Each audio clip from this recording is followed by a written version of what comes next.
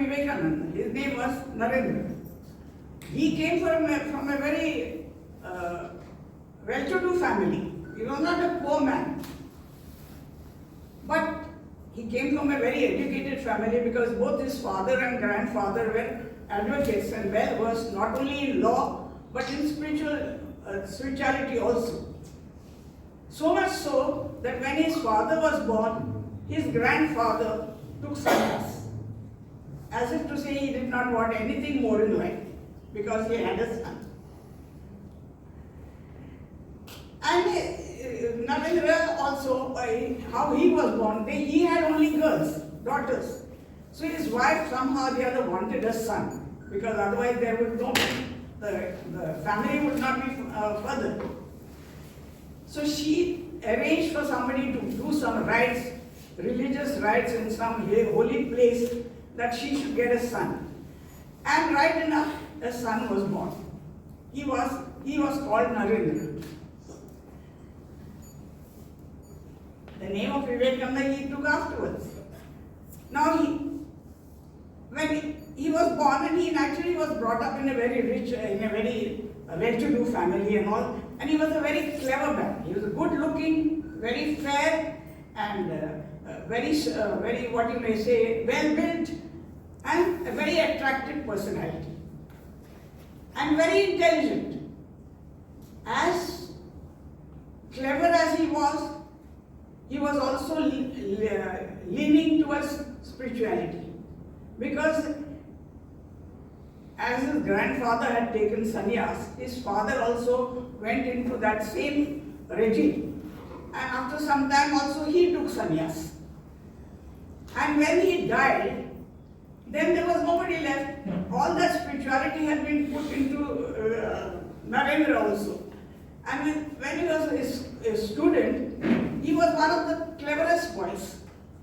Not only the cleverest boy, but he was very strong in his, what you may say, in his, what I would say, in his ideas, that he did not feel frightened of anybody. Not only that, he protected everybody. He was like a leader for everybody. But it so happened that during his student days also, he was trying to find out about spirituality, about philosophy, this, that and the other. And one day, in his search, he came across a person called Ramakrishna, whom you all know. He was almost a saint. He went to him and asked him, "Have you seen God?" And he said, "Yes, I have seen him just as I am seeing you." He had discussions with him every day, and he tried to refute him, learn for him at the same time, etc., etc. And he brushed his, or you may say, increased his own speciality. So much so that when Ramakrishna died, all the people who were around Ramakrishna found that he was the man who knew the most of the philosophy that Ramakrishna was. And they made him their leader, and he established a brotherhood. He was such a national patriot that his whole, when he went to preaching after he became the leader of the Ramakrishna Brotherhood, he went to preach along whatever Ramakrishna used to teach. He went to preach around the whole country. And there he saw the glory of the country. On one side there was the rich men, and the other side there was penury, absolute poverty, and complete, you may say, I would not say even that people very looking even human, almost a savage life they were leading. Such poverty and this threat they were. He was very, very shocked. He said, the greatest sin that India has committed is to ignore the masses, the men and the women who are poor. This is not correct. And that filled his heart, made him a bigger patriot.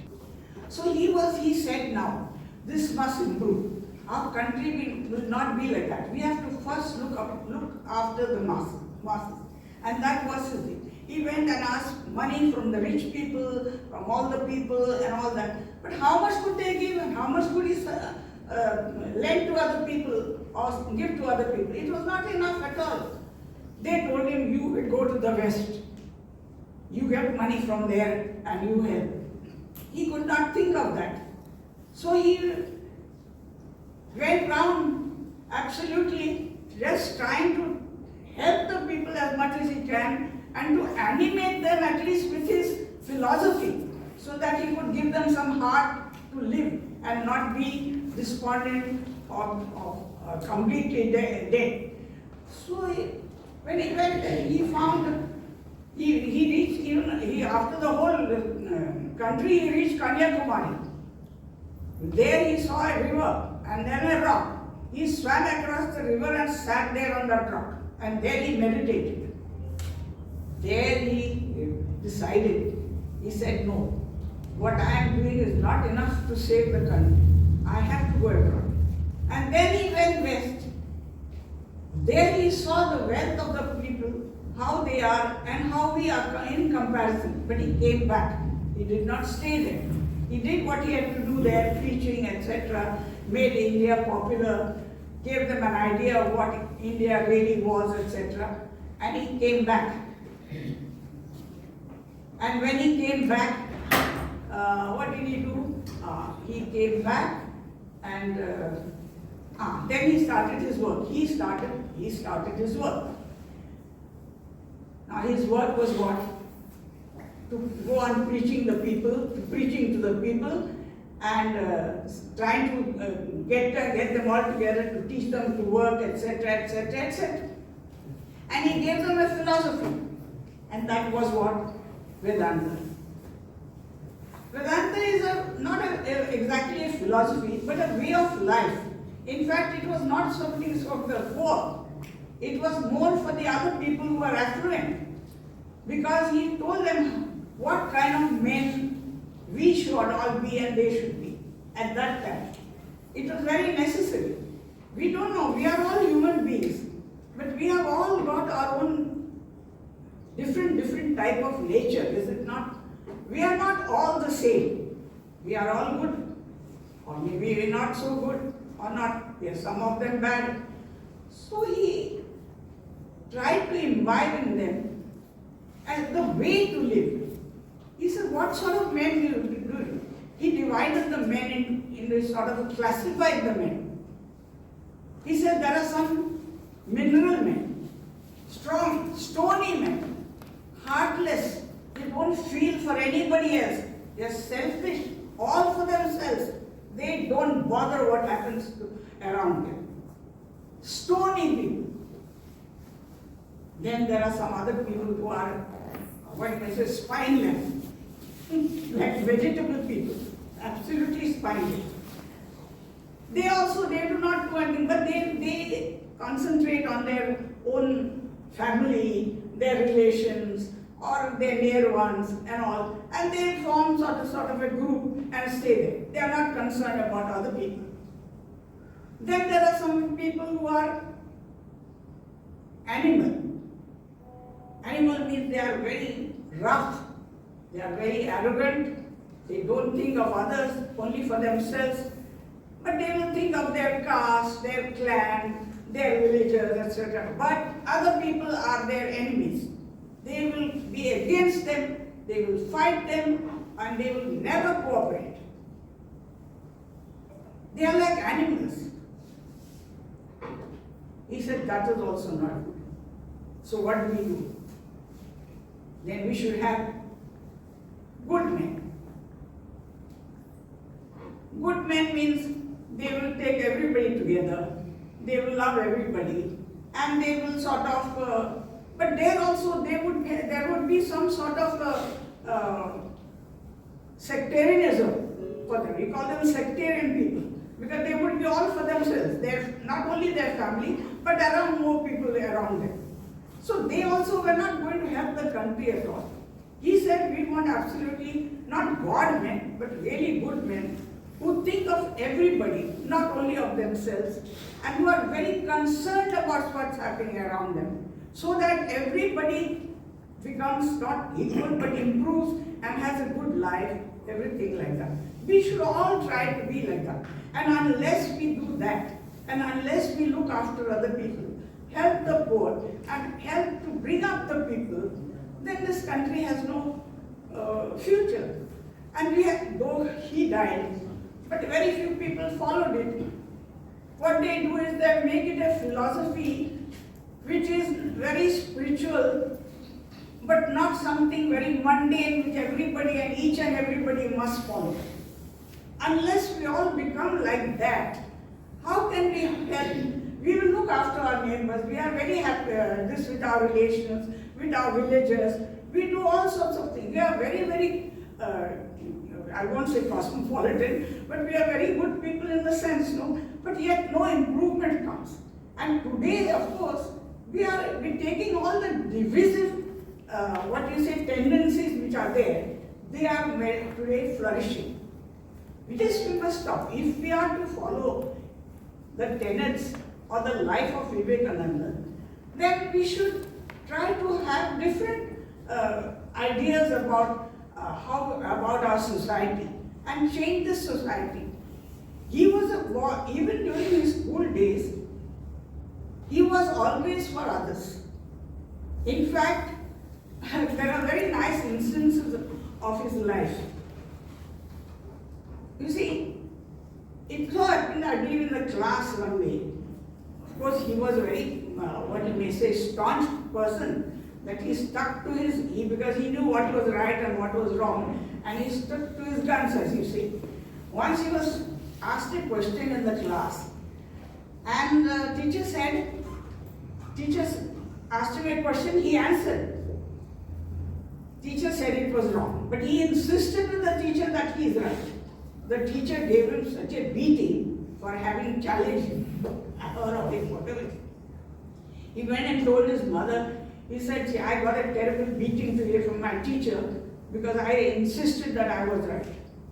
She encouraged him. She says, if you think that you are right, and if it is right, then you should not worry about what you got in return for it. You stick to your guns. He was very happy that his mother supported him. Another day it so happened that he was being a clever boy. They were discussing during the recess, and they did not go into the class when the class started. So the teacher was very angry. She did not know who started it, who kept them there, and all that sort of thing. But when the class was over, the children could not answer the question because they had not attended the full class. He was the only one who answered the question correctly. So the teacher said to the students, all of you have to stand on the benches. That is the punishment I am going to give you. So they all stood on the benches. And she didn't tell him to stand, he or she didn't tell him because he gave the correct answer. But what did he do? He also went and stood with them. So she asked him, why did you stand? He said, because I was responsible for their late coming. You see the philosophy, I don't say philosophy, the makeup of the man, that he did not shirk his responsibility. On the contrary, he admitted and he took whatever you might say punishment was there, or he never got punished or like this, but that by his own fault, but because of the ignorance of the teachers or the other people. That was what was happening. It was the other way around. Another of his, how he used to be helpful to people, very concerned about people. During his BA class, it appears, there was one boy called Haridas, and he was very poor. He could not pay the fees of the exam. So he went and told the superintendent of the school. He says, see this boy, he's quite clever. He will miss a year if he doesn't pay the fees, and he can't appear for the exam. So why don't you forego the fees for him? There is a rule that poor people need not pay, no? So why don't you give him that facility? That superintendent got so angry. He says, who are you to interfere in this matter? No, I will not exempt anybody from the fees. You go away. He went away. But he didn't stop. He said, now see. He knew that this superintendent was not a very good man. he used to, in his evenings, he used to go and spend in some wild, vicious place. So he said, now I will catch this man and I will show him. So in the evening after school, he went to that place where the superintendent was. And he stayed outside till he came. He came and he went. And what were they doing there? They were drinking ganja. Huh? So then he went inside. Superintendent was surprised to see him. Now this man has come to drink ganja. He said, no, I have come to tell you that I know what you do. I have caught you here. And tomorrow I am going to tell the principal about it. Unless you decide that you will not take fees from this law. No, please, he said, don't you do that. I am not going to, I'll forgo the fees. You please don't do that, please. So he used to get his work done in some way or other. He used to find a way to do things. He did not have gone through all this. Why did he go through all this? Because he had a feeling heart. He was sympathetic. I do not know how many of us who talk about Vivekananda, who glorify him and so all these things. And we have societies, we all crave and we all admire, and not only admire, uphold his principles. Do they know what sort of a person he was in life before he became a saint? This is the life, and we are all normal, simple people, is it not? Yeah, is this difficult for people to do? And he was very forthright. His principles were such that he did not budge. He was caught going to a Muslim family, and there he had his food. People said, you are Ramakrishna's followers and you are going to a Muslim's house. He said, what is that? Is he not a human being? Why should I not eat that? Another day, he went to a Raja's house. He used to go to ask for money, to ask for alms, etc., tell people to help them, etc., etc. And the Rajas, they liked about the dancing girl and all. He also sat there with the Raja and looked at the dancing girl. What is this man? He talks so much and he's looking at these dancing girls. He always had a reply for whatever was told to him. He said, I am. What is it? He said, it's a name. In anything there is an iron, he says, in an instrument and all that. And it can get rusty, etc. Then he says, even for a knife of the butcher, it is made of iron, is it not? This iron does one type of work, this iron does another type of work. But he says, if a goldsmith also sometimes uses iron, he uses it for a different person. But he says, philosopher, if he uses it, then it becomes gold, he says. It depends, he says, how you use your mind and your heart and your, what you may say, feeling. That is the way, he says. You don't look only at the iron. So he shut him up, saying that he was not doing anything wrong. She is a dancing girl. She is using her talents for whatever she needs to do. That is all. So why should you criticize and condemn her and also condemn me in the bargain that I should not feel? What is wrong with it? He says, it is your mind that is not correct, not the rest of it. What about cow production? There was a cow protection society. They went to him, he said, you are doing so much for the city, why for the people? Why don't you do something for our society also? You are asking for alms from everywhere for the people. Please tell them to help us also. We are looking after the cows. He said, oh, you are looking after the cows? In that place, there has been a famine and thousands of people have died of hunger. Have you helped them? Have you done anything for them? This man says, why should I help them? They have died because of their karma. Is it?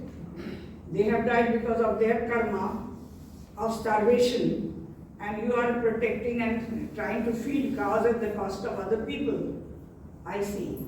And then he says, when the butcher kills the cow, you want to prevent him Why do you not think that the cow is also dying because of his karma at the knife or of the butcher?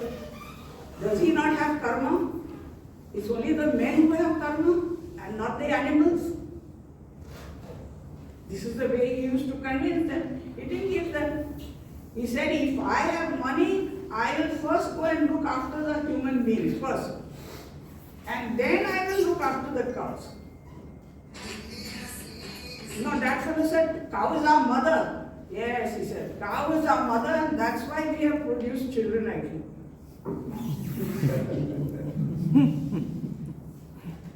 Very interesting life he had, you see. We only talk of his spirituality and all that sort of thing. He was a great man. I said. We don't know his early life and actually the situations like we are in. We are like ordinary people, no? We are not like sants. We are ordinary people. What do we do when we come across situations like this? How do we act? This is what we must learn from lives of great men. That's why he said everybody should go according to Vedanta.